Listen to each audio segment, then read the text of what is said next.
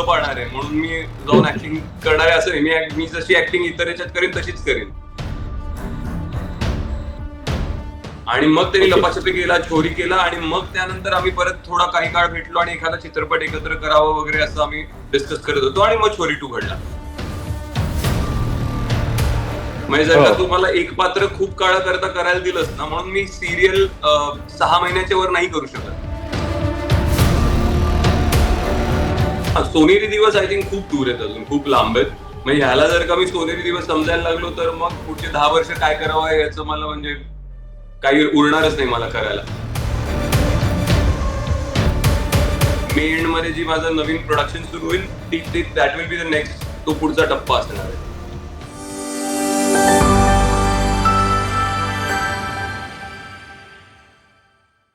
छोरी 2 आयुष्यातलं वेगळं पर्व कशा अर्थाने सांगशील? आणि खूप खूप स्वागत आहे लेट्सअप मध्ये. तुझ्याशी बोलताना नेहमीच आनंद होतो, पण आयुष्याच्या या टप्प्यावर हिंदीतलं एक वेगळं पर्व, ज्या सगळ्या गोष्टीत आयुष्यातल्या अनेक ऊन पावसाचे खेळ झाल्यानंतर छोरी 2 येणं, कशा अर्थाने या सगळ्या प्रवासाकडे पाहतोस? छान वाटतंय. इट इज माय फिल्म, माझीच फिल्म आहे. माझ्या आता म्हणजे it's good. It's like any film coming out, तेवढाच एक्साइटमेंट छोरी 2 करताय. जेवढी मेहनत एका फुलवंतीवरती मी घेतो किंवा एका देऊळबंदवरती घेतो किंवा एका सरसेनापतीवरती घेतो किंवा एखाद्या इमलीवर घेतो, तेवढीच मी छोरी 2 वर घेतली आहे आणि त्यामुळे तेवढ्याच हृदयाच्या जवळच आहे. So I am happy about it. आणि पहिल्यांदा मी हॉरर युनिव्हर्स मध्ये काम करतोय. आतापर्यंत हॉरर जॉनर मध्ये मी काम केलेलं नव्हतं आणि विशाल फुरिया जो छोरी 2 चा डिरेक्टर आहे, त्याला आणि मला या जॉनर मध्ये काहीतरी खूप वर्षांपासून बनवायचं होतं. आम्ही बऱ्याच संहिता डिस्कस पण केल्या होत्या माझ्या घरी बसून आणि काही असं वर्कआउट झालं नव्हतं. आणि सडनली छोरी 2 त्यांनी करायला घेतला तेव्हा त्यांनी कॉल केला मला अँड आय सेड येस, कारण मी त्याच्याबरोबर आधी काम केलं होतं आणि आम्हाला करायचं होतं. So we were like happy to collaborate. निश्चित. यामधला एक तू जे म्हणालास की पहिल्यांदा हॉरर जॉनर मध्ये काम करणं, नेमकं गूढ रहस्य आणि त्या सगळ्यामधला असणारा एक वेगळा पर्याय म्हणून याकडे पाहता येईल. आणि त्याचाच छोरी 2 आहे, तर त्यामधला असणारं कनेक्शन किंवा असणाऱ्या तुझ्या व्यक्तिरेखेबद्दल, ओव्हरऑल त्या प्रवासाबद्दल तू काही सांगू शकशील का? करेक्ट. आता मी लपाछपी आधी पाहिला होता, तो मला खूप आवडला होता विशालचा. मग छोरी पाहिला, छोरी मला प्रचंड आवडला आणि आय थिंक दोन्ही चित्रपट लोकप्रिय आहेत तसे त्यांच्या पद्धतीने. छोरीची स्टोरी संपते आणि त्यानंतर काही वर्षांनंतर छोरी 2 सुरू होतो. सो नुसरत आणि नुसरतची मुलगी हे मागच्या चित्रपटातनं पुढे कॅरी फॉरवर्ड केले, पण इथनं पुढे स्टोरी कम्प्लिटली नवीन आहे आणि त्यामध्ये त्यांच्या आयुष्यात विशालनी मला सांगतात ते सांगितलं की छोरी किंवा लपाछपी यामध्ये कायम फिमेल प्रोटॅगनिस्ट आणि मेल जेवढी कॅरेक्टर असतात ती सगळी निगेटिव्ह साईडची होती कायम. सो तो म्हणाला छोरी 2 मध्ये मला एक पॉझिटिव्ह मेल पण सोबत ठेवायचा आहे तिच्या, जो तिच्या सोबत तो प्रवास करेल आणि तिला जेव्हा जेव्हा मदत लागेल तेव्हा मदत करेल. त्यामुळे त्यांनी एका पोलीस ऑफिसरची भूमिका लिहिली होती आणि त्यामुळे ही अप्रोच मी. सो माझ्याकरता the good part about it, एक तर हॉरर जॉनर मध्ये तुम्ही जेव्हा काम करता तेव्हा कलाकार म्हणून तुम्ही जर का एक नॉर्मल कॅरेक्टर करत असाल, आता मी पोलीस ऑफिसरची भूमिका केली, तर माझ्याकरता सगळं जग नॉर्मलच आहे. मी काय अगदी आता मी भूत पाहणार आहे म्हणून मी जाऊन ऍक्टिंग करणार आहे असं नाही. मी जशी ऍक्टिंग इतर याच्यात करेन तशीच करेन. पण नंतर ते बघायला खूप मजा येते की आपण त्या एका वेगळ्या जगाचा भाग झालेलो आहोत. आता त्या चित्रपटाचा प्रिव्ह्यू शो बघायला मी खूप उत्सुक आहे की त्या जगामध्ये मी कसा दिसतोय, जे ओव्हरऑल जग त्यांनी निर्माण केलंय, कारण ते कल्पनेच्या पलीकडलंय. ते सामान्य आपल्या आजूबाजूला घडणाऱ्या गोष्टी नाही आहेत ना, ते आपल्या आजूबाजूचे जग नाहीये. सो आय थिंक दॅट ते जे एक अनाकलनीय असं जग आहे जे आपल्या फक्त कल्पनेत असतं किंवा कल्पनेच्याही पलीकडलं असतं, हा खूप गूढ असतं. सो ते बघायला कायमच लोकांना रोमांच. म्हणजे आपण गेल्या वर्षी पण पाहिलं तर the horror genre has perform the best I feel in the last 1 year. Horror जॉनरचे चित्रपट लोक आता खूप चांगल्या रीतीने ऍक्सेप्ट करायला लागले. सो एखादा चांगला चित्रपट बनवला हॉरर मध्ये तर it works, people enjoy watching it. So quite excited. Chhori 2 also I just hope की लोकांना तो तितका आवडेल. निश्चित.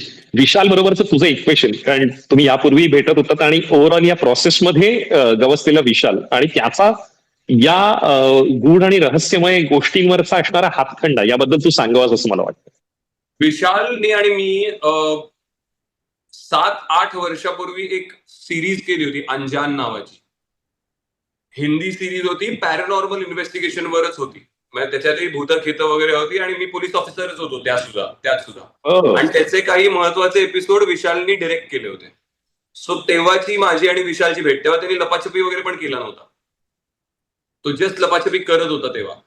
आणि मग त्यांनी ओके. लपाछपी केला, छोरी केला आणि मग त्यानंतर आम्ही परत थोडा काही काळ भेटलो आणि एखादा चित्रपट एकत्र करावा वगैरे असं आम्ही डिस्कस करत होतो आणि मग छोरी 2 घडला.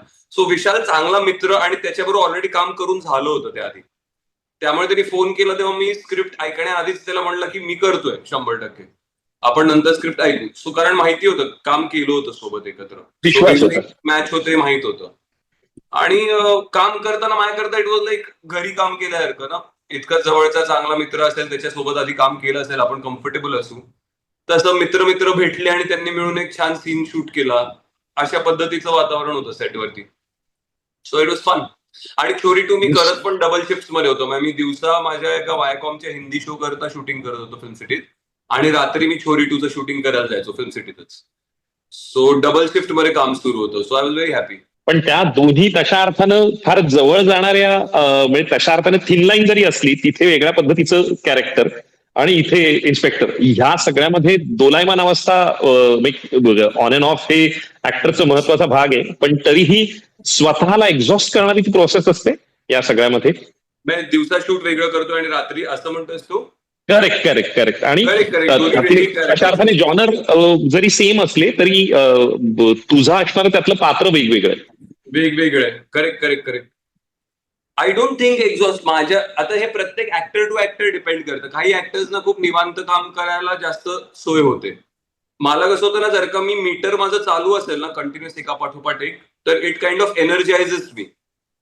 सो मला डिस्ट्रॅक्शन नाही कुठलं मिळत. सो मी सेटवर जातोय, सेटवरनं परत सेटवर जातोय. So that kind of energises me further. आणि मला ना थोडंसं मोनोटोनी लवकर येते. म्हणजे जर का तुम्हाला एक पात्र खूप काळाकरता करायला दिलंस ना, म्हणून मी सिरियल 6 महिन्याच्या वर नाही करू शकत. हिंदी शोज करता मला जेव्हा बोलवतात तर माझं कंडिशन असं की 6 महिन्यानंतर मी सोडणार, मी नाही करणार. कारण नंतर मला त्याचा कंटाळा यायला लागतो ते पात्र करायचा. सो उलट छोरी 2 करताना it was like a breath of fresh air. कारण दिवसा मी जे पात्र रेग्युलरली करत होतो त्याला तडा देऊन मी काहीतरी वेगळं रात्री मला करायला मिळत होतं. So it was even more exciting actually. कारण माझी मोनॉटनी ब्रेक होत होती कम्प्लिटली. कारण तो वायकॉमचा शो मी 2 महिने आधीपासून करत होतो. सो मी ऑलरेडी ती मोनॉटनी सेट झाली होती आणि आता रात्री जाऊन काहीतरी वेगळं एक्साइटिंग कुठल्या तरी पॅरानॉर्मल जगामध्ये जाऊन तिकडे एक पोलीस ऑफिसरची भूमिका करायची. It was very exciting. त्यांनी उलट अजून चार्जअप व्हायला झालं मला. ती मोनॉटनी ब्रेक झाली. So that actually help I feel. या सगळ्यामधलं आता फुलवंतीचं अमेझॉनवरचं यश, छोरी 2 आता येणं वेगळ्या अर्थानं एक अमेझॉन बरोबरचं नातं त्या अर्थानं अधोरेखित होतं असं म्हणता येईल या सगळ्या प्रयत्नात. हो, आय थिंक माझा बोनस हा चित्रपट पण अमेझॉनवरती करेक्ट. बघितला गेला. त्यानंतर फुलवंती अमेझॉनवर जबरदस्त धरला. आता छोरी 2 आहे. आता माझ्याकडनं एकतर्फा नातं तर ऑटोमॅटिकली तयार व्हायला सुरुवात झाली आहे. आता अमेझॉनकडनं ते नातं कसं रेसिप्रिकेट होतं ते बघूया आपण पुढे फ्युचरमध्ये. माझ्याकडनं तर निश्चित तो हळूहळू बंध तयार आहे. माझे फारच बाबा जेवढे चित्रपट अमेझॉनवर जातात ते चालतात. एवढं आहे आतापर्यंत तरी एवढं झालेलं आहे. आता अमेझॉनकडनं माझ्याकडे काय येतं ते आपण नंतर बघूया पुढे. निश्चित यासाठी स्पाइस फार महत्वाची भूमिका स्पाइसअप करेल असं मला वाटतं तुझ्यासाठी. ह्या सगळ्यामध्ये ओव्हरऑल जगण्यातला एक भाग आहे जिथे स्नेहल तरडे आहे, प्रवीण तरडे आहे, एकीकडे आता विशाल फुरी आहे. वेगळं आयुष्य तशा अर्थानं आयुष्यातला एक वेगवेगळे टप्पे येत चाललेले आहेत. कशा अर्थानं या पुढचं वर्ष 2025 तुझ्यासाठी असेल?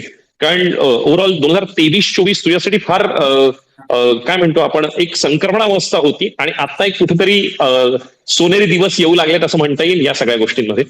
हा, सोनेरी दिवस आय थिंक खूप दूर आहेत, अजून खूप लांब आहेत. म्हणजे ह्याला जर का मी सोनेरी दिवस समजायला लागलो तर मग पुढचे 10 वर्ष काय करावं याचं मला म्हणजे काही उरणारच नाही मला करायला. आय थिंक एक स्टेपिंग स्टोन मिळाला. आय डिड खतरो के खिलाडी, फुलवंती खूप चांगला गेला आणि त्या पाठोपाठ आता छोरी 2 येतोय. ह्या वर्षीपासून एक गोष्ट नक्की आहे की आता मी प्रोडक्शनकडे, निर्मितीकडे वळलोय.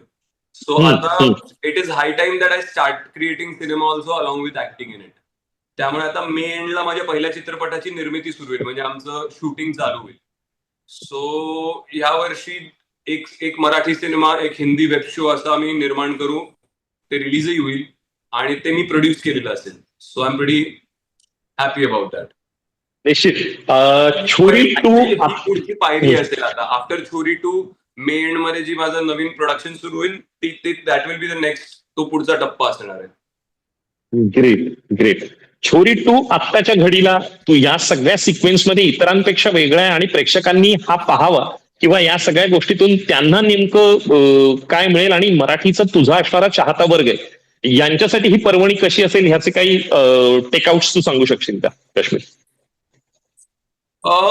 आय थिंक एकतर हॉरर जॉनर मध्ये मला पहिल्यांदा बघायला मिळेल.